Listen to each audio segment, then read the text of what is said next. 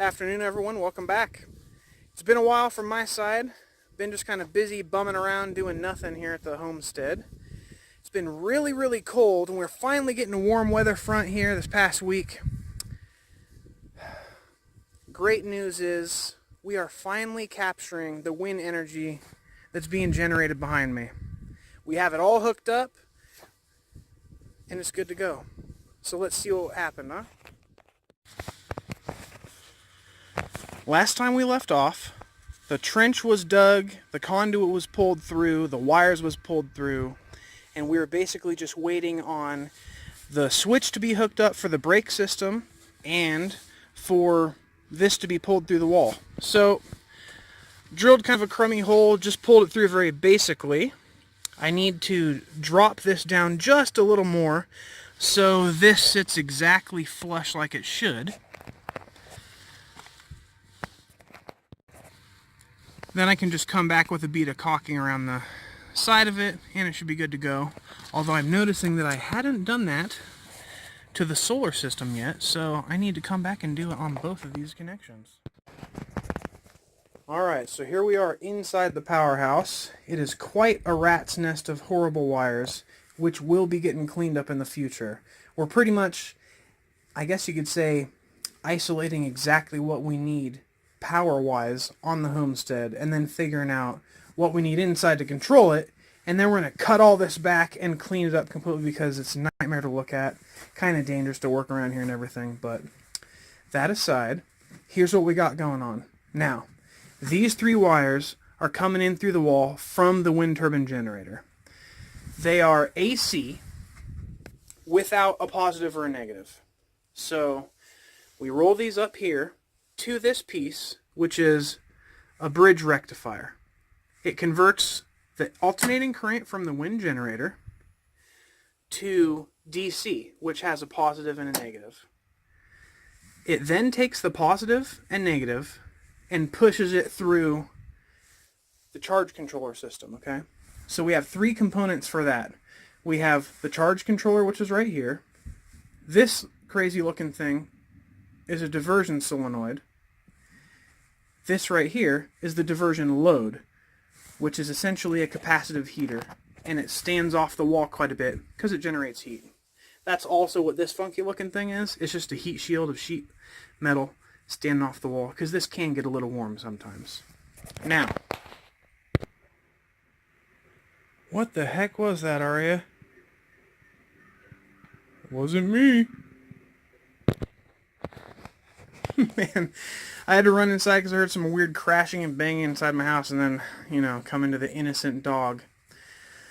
Okay, where were we at? Went over the components of it. So, basically what we have going on is we have power coming in that's alternating current being translated to DC. We have a positive pole coming off the rectifier going into the positive side of this solenoid. We then have the charge controller, which has its positive terminal also to the positive side, and it helps sense the power and control the diversion solenoid. Now, we also have, you'll see these other two wires here, two thick big wires, and then two small wires coming off the charge controller. Two of them are used to sense, and then two of them, I believe, actually push the power through. I don't know. We'll have to have, the tech Bianca come back and double-check my description of this, or write in the description of the comments. Okay, so this right here you can think of as a switch. Alright, now that we have so much power come into this powerhouse, we need this in the case that the wind continually spins and we have no way of shutting that power off, right? Because it's a manual physical switch that we have to go do. With the solar, it's a little easier just to ignore the power than it is with wind. We have all this power coming in, and let's say, okay, all the batteries are full. It's a super sunny day and also windy. And all the batteries are totally full. And this reads about like it does 28 something. A day like today, alright? And you've probably heard this click on and off a few times. And what it's doing is it's taking, we're going to see right here in a second, It's going to click on. And bam, okay? So at 28.8 volts, it realizes that's too much power for a 24-volt battery system. So I'm taking that energy, clicking physically, and moving a switch or a pole or whatever over so that all the energy flows this direction through this heater. Okay? And then the energy's gone. Like, bye-bye. Looks like you're turning on a hair dryer for a second just to waste up the extra energy so the batteries have a little more available space. So that's what this thing does in combination with this thing. And this diversion load does its job by taking the load that is diverted to it and burning it off. And so I guess we could probably draw a diagram, but I'm going to like take a step back and you can go ahead and follow those wires, right? You follow them where they go and make your own wiring diagram. No, but the interesting thing to me is that, first of all, it took Bianca like a couple hours to get the wiring figured out because it was confusing. So if it confuses her, I found that, do your homework, all right? So we have positive going from the rectifier to the positive on the solenoid, positive sensing cable from the controller to the positive side, negative sensing cable, negative side, and on the negative out, what have you, it just goes straight over here. You know, it might even be positive out, don't even quote me on that. And then we have the negative cable coming from the bridge rectifier going all the way over to this other side of the diversion load. Then, after it goes through that complete load, we have two wires coming, that one is connected over here. And we have this other wire coming down all the way to the negative pole. Okay. So we have negative and negative right here. And then this must be positive push through to the diversion load. I'm really excited that we finally have wind power. I am all about stopping the gasoline consumption. We've had to run it more often because we've been doing more cooking, and even though we have a gas propane powered oven, it uses an electric glow plug these days to light it. So there are no longer pilot light systems being made because they're dangerous. So hooray! So we've been using more power, and we've been having to run the generator much more than we're comfortable with. And now that we have the wind up and running for the first time ever, I'm excited to say that a portion of our energy will be generated by Mother Nature herself. Once again. And that's the direction I want to go. You know? That's cool and all that gasoline's cheap and what have you, and the equipment we have can do pretty good efficiently, but I hate going to town and buying gas. I think it's a terrible idea. It smells terrible. It's dirty. It's explosive. It's dangerous to store. You know? Renewable energy, infinitely renewable, free energy is the way to go. Wind. It happens. Capture it. Sun. It happens. Capture it. I feel the same way about certain waterways. But here we are. It is a great end to a wonderful November.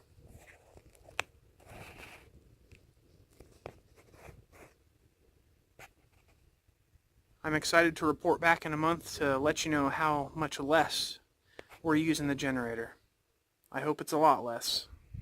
We'll see. Just thought I'd take a second to talk about an interesting thing that's happening with my solar system. So we're not getting as much energy out of it as I thought we would in the winter because of the angle I'm standing at right now. Horrible angle for a solar shot, but here's what's happening. This is east over here. The sun comes up normally right there behind that cabin in the summer. Goes straight above our heads high noon, okay? In the winter, the angle is much more shallow, about like this now. So what's occurring is as the sun sweeps in the morning and rises over here, the cabin casts its shadow and blocks the entire solar array from getting, well, pretty much anything. And so instead of having lots more energy because it's cooler out and the solar panels don't have to work as hard because they're hot, I'm getting less because my cabin is in the way. Interesting. So what I'm doing is nothing really, because I already have planned in the future to move my solar system up on the hill where I know it will get sun all the time. And that was from an earlier observation in the summertime. So, alright. Slowly getting on top of this, you know. This probably could have been done with a solar study and an actual survey and Google Earth. But considering I didn't have access to any surveying equipment, didn't want to pay to know exactly where I was standing on my parcel on Earth in relation to the mountains and the sun pattern and shadows, I am dealing with it. But luckily it's going to be easy enough because all I'm going to do is chop this off the bottom, disconnect all the wires there, and literally move the whole thing up the hill. And then direct burial extension. This will act as a repeater or whatever, a junction point at that point in time. And we'll be good to go there. So yeah, power is a challenge. It's definitely hard as just kind of a know-nothing homeowner that just walks into it. But slowly, with research and time, we can get on top of it. I'm hoping that you might be considering wind and solar because they are great additions. It's really easy just to power so few things with sun. It's amazing. And wind, I suppose. But, you know, wind is random, and that's what's difficult about wind. You have to have a huge battery system in order to hold all the power that can be randomly generated, right? So I'm walking over here to show you one more reason why I love solar. And then I'll let you all go for the day. Hang on a second. Another thing that's kind of like plagued us here is the amenities, you know, the basics. It's hard to start from scratch with nothing and not have a trailer to retreat to. And so things like doing dishes or, you know, kind of like archaic for a while, hardcore camping style, doing it outside in tubs with wash water, that kind of thing. We got the sink installed, you know, a while back, and it took me a long time after that, but we finally have it plumbed to a basic standpoint. But why am I here and talking about solar is I have one solar panel out here, 100 watts, that is being fed to one single 12-volt battery, which is feeding one single pump. It's completely purpose-built, all right? And I've never run out of power on the pump. We do dishes now inside the house. It's incredible. We don't have to walk outside, get our hands wet with the wind blowing, start getting frostbite in the winter. And one panel. And here we go. Let me switch over. Front of the cabin. There's the water totes over there. This is the hose. It's a garden hose. Running straight from the tote. Garden hose is hooked up to a pump, which is right here. Currently wrapped in blankets because of the cold. But if you see in there, that's a pump. Alright. Now, it just has a small connection going right to this battery drawing power. Solar panel, just has a little cheapo charge controller. I think it was like $10. Solar panel connects to the charge controller. The charge controller forwards it through one wire to the battery. Make sure this battery is always topped off, and no matter how much water we use or whatever, it'll let the power through the battery. And then, that's how we have a sink. Not bad. I really do love solar because it's so easy. Just grab a panel, throw it on an angle, charge controller's sitting there on a pallet. You know, it's just quick, easy. It would be nice if wind was as quick and easy, but maybe in the future it'll get there.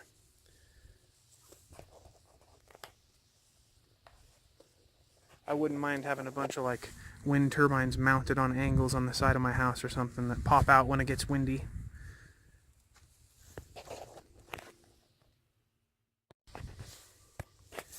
thanks again for watching. I know it's been a long video series spaced out like really far over months, but I figured it'd be better to kind of show you what's been going on. You know, it takes time to do this stuff. It's been down for a while, not connected, sitting there unable to do power because we're newbies, you know? I'm hoping that if someone maybe watches this series, they can know, really check all your hardware lists off first before you think you're done. Don't be afraid to ask for help. There's always someone that knows stuff, you know, like the guy in the towers, things like that. If we can do it here, not engineers, not electricians, not professional anything, you can do it too. You can get free of power, and it's awesome.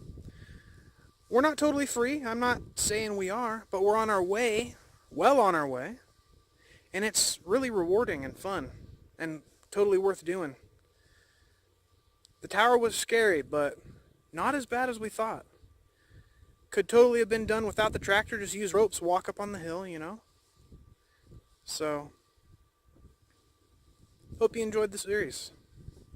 We are now wind powered to a certain extent. Awesome. Also, by the way, yeah, I hope you had a wonderful Thanksgiving. It was just a couple days ago. Christmas is coming up. It's the holiday season. It's just getting nice, cold, and cozy here. I am looking forward to it. I hope you all have a wonderful weekend. Rest of it as much as it is. We'll see you soon, alright? Go plant something. Go do something. Whatever. Chill. Just have a wonderful evening.